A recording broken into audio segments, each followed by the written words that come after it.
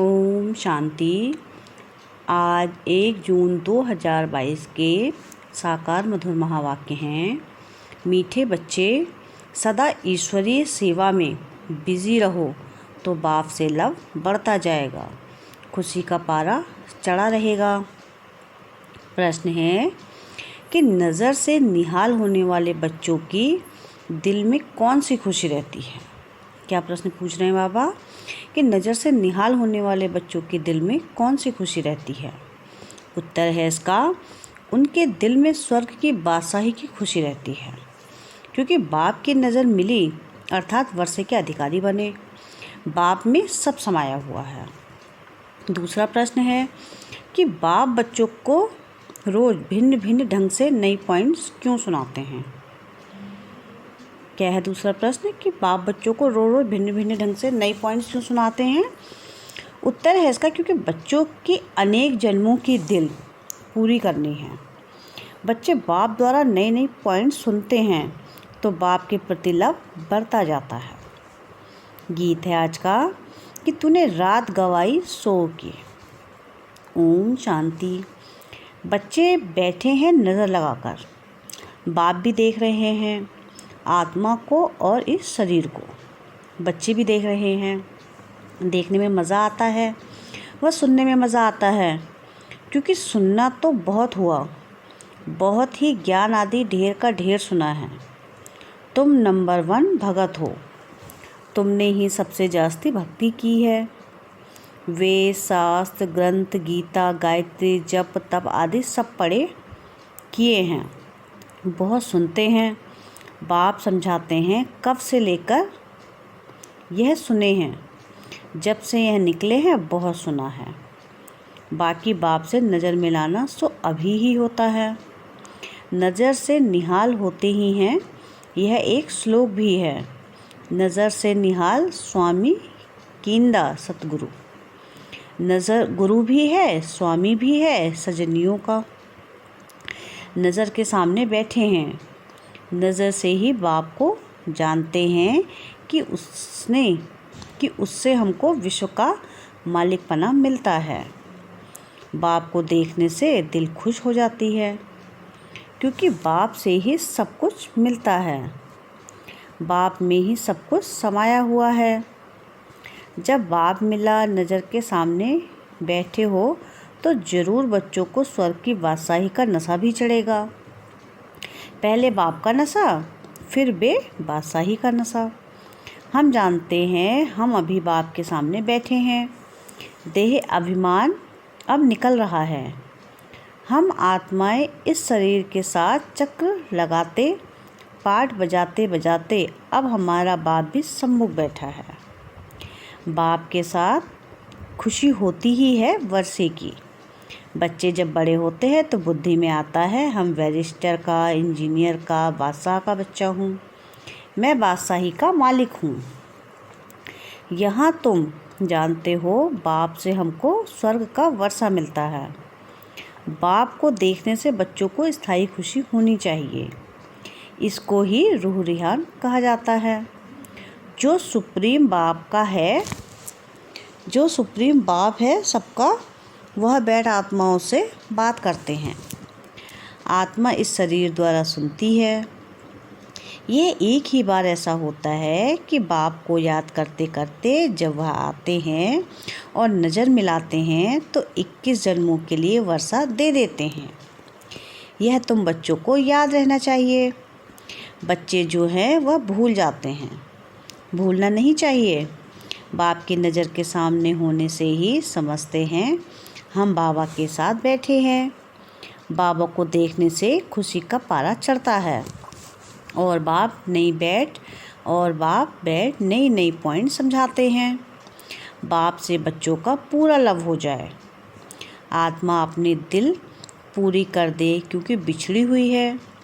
अनेक प्रकार के दुख देखे हैं, अब सम्मुख बैठे हैं तो देखकर हर्षित होने चाहिए।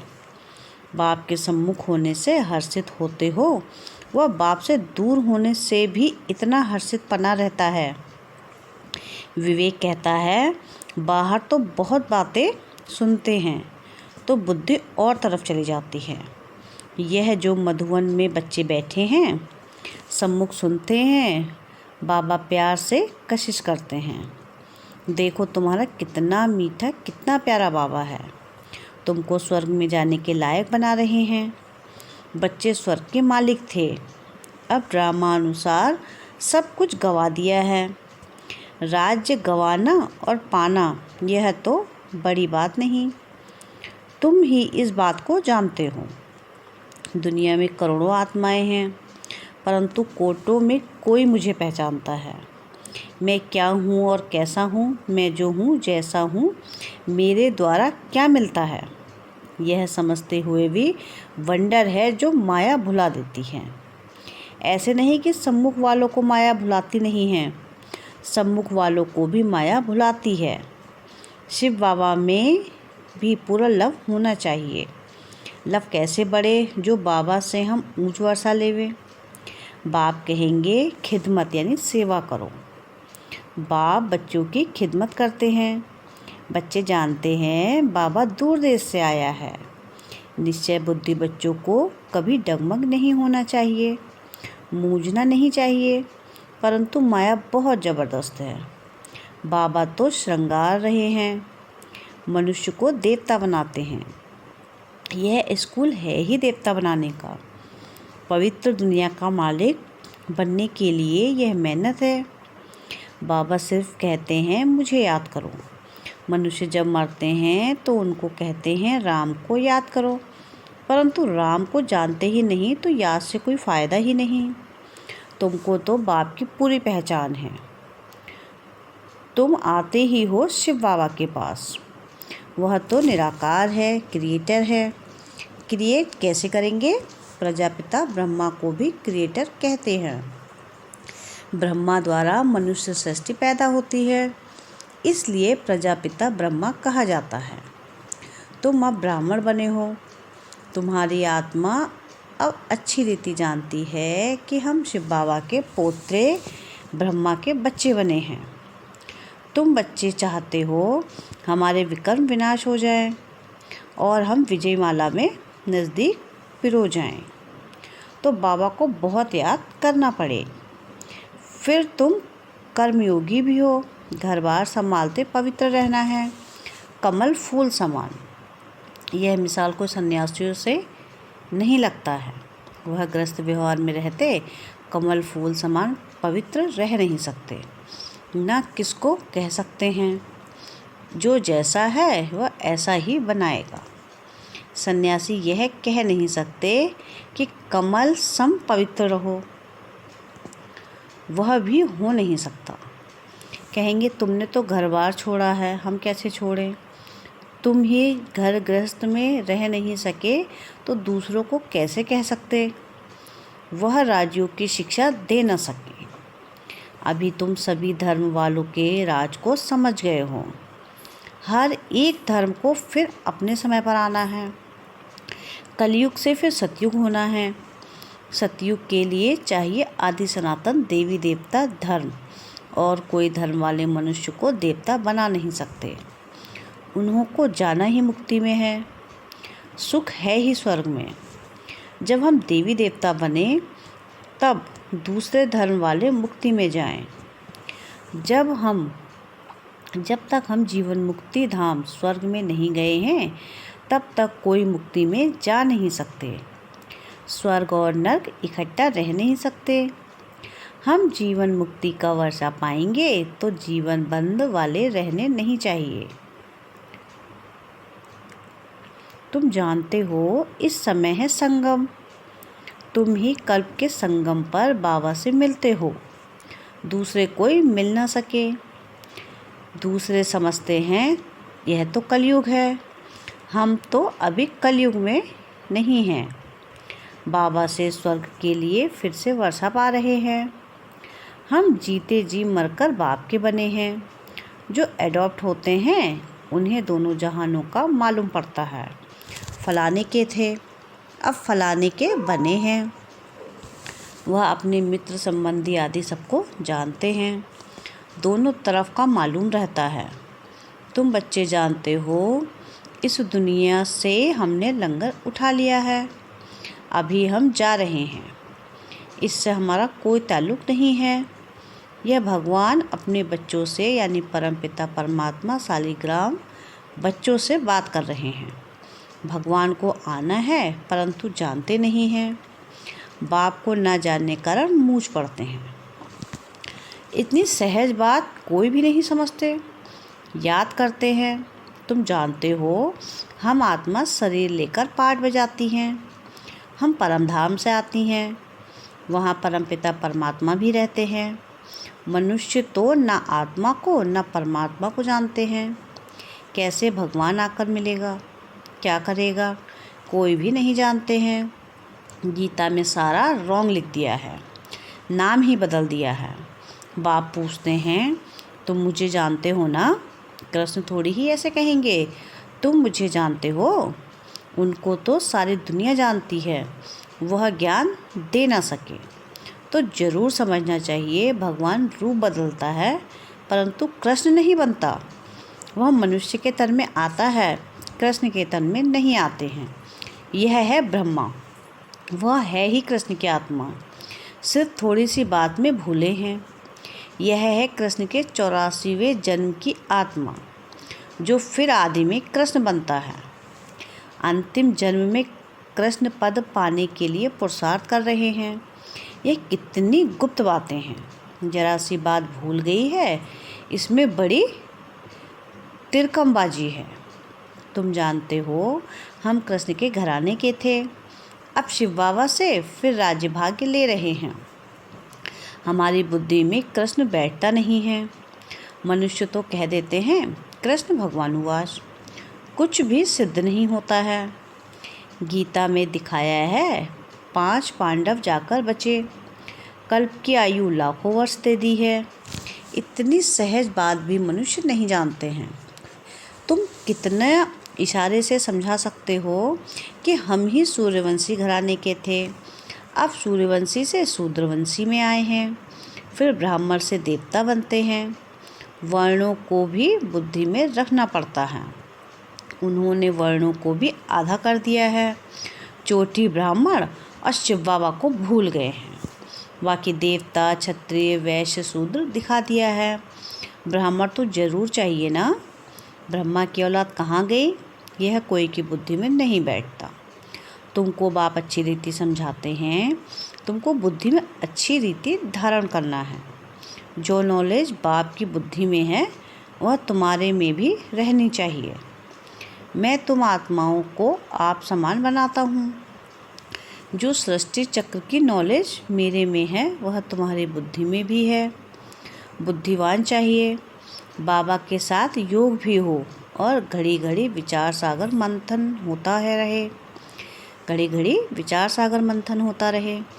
तुम अब सम्मुख बैठे हो, समझते हो बाबा तो बिल्कुल सही समझाते हैं। कहते भी हैं आत्मा परमात्मा सतगुरु दलाल के रूप में पढ़ाते हैं।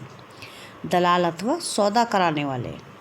बाप इन द्वारा आकर अपने साथ सौदा कराते हैं। तुम जानते हो दलाल को याद नहीं करना है। दलाल द्वारा हमारी सगाई होती है शिव बाबा से। तुम सब बीच वाले दलाल हो।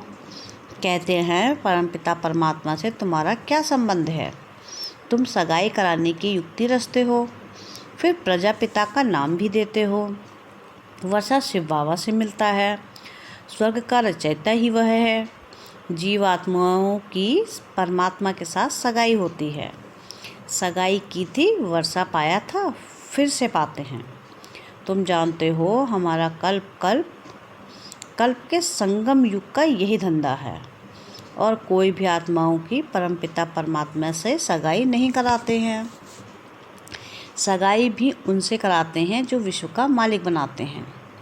यह है ऊंचे ते ऊंचे रूहानी सगाई। रूहानी सगाई करना कल्प बाप से भी सीखते हैं। कल्प ऐसा होता है। कल्प मनुष्य से देवता जरूर बनते हैं।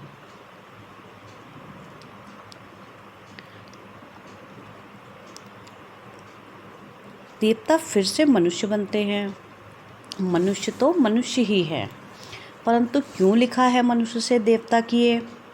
क्योंकि देवता धर्म स्थापना करते हैं, क्योंकि देवता धर्म स्थापन करते हैं।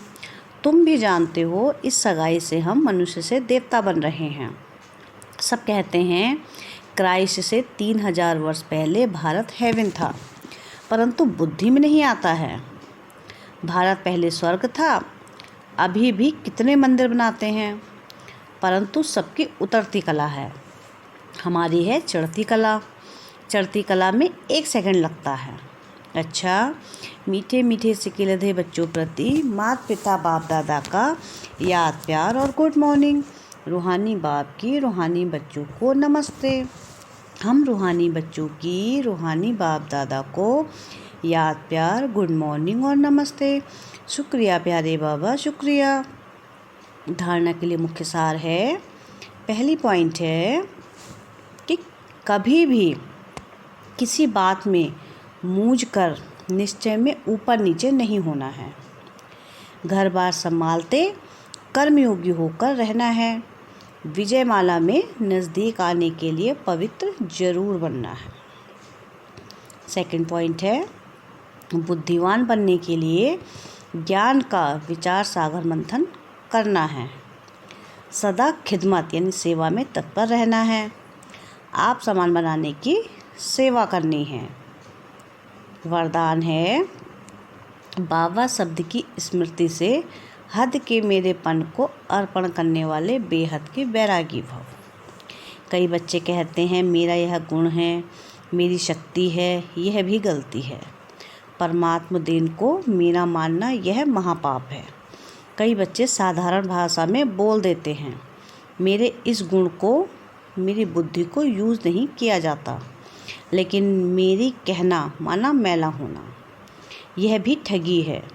इसलिए इस हद के मेरेपन को अर्पण कर सदा बाबा शब्द याद रहे, तब कहेंगे बेहद की वैरागी आत्मा।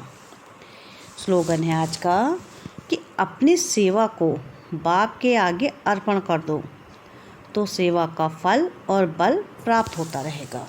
क्या है स्लोगन आज का? कि अपनी सेवा को बाप के आगे अर्पण कर दो, तो सेवा का फल और बल प्राप्त होता रहेगा। अच्छा, ओम शांति, ओम शांति, ओम शांति।